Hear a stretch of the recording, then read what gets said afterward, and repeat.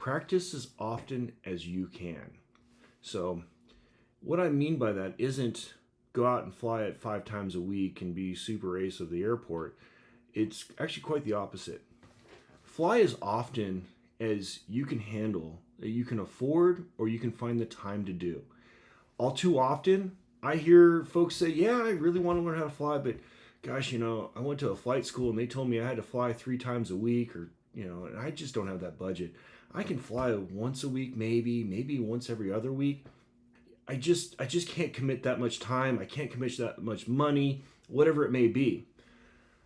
Well, I'm going to tell you, as a professional flight instructor, as somebody who has owned a flight school, and somebody who learned how to fly and has grown in aviation with limited resources, it is entirely possible to fly on a limited budget and a limited amount of free time.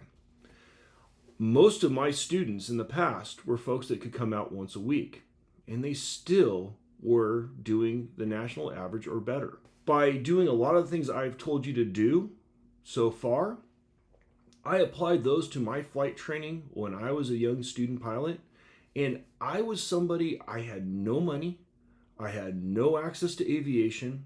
I just kept applying all these things and just kept studying, getting prepared, and I was only able to fly, once a week if I was lucky, once every 10 days, once every 2 weeks. I could barely afford to put gas in my car and get to the airport. Doesn't matter, I still got there. So don't let anybody hold you back. Don't listen to these naysayers that say you have to have a bunch of money in your bank account. You'll find your own pathway. Now, what I've done in the past with my students are they can't afford to do things. Well, we're going to work with their budget, and we're going to give them a plan. And sometimes that plan would be, hey, instead of coming out here for the next 2 weeks, I want you to take that money and you're going to get yourself a nice flight simulator, and we're going to get you the things to make this so it's as normal as possible. And then I'll give them homework on each flight. Go out and fly the simulator. We're going to do these things. You're going to do these things in between the times you see me.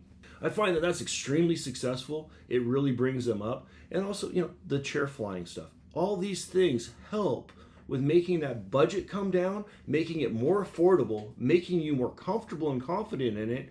Because the worst thing in the world would be you get there, a ripe old age of 106, and you look back on your life and go, gosh, I had a really great life, but I really wish I would have learned how to fly.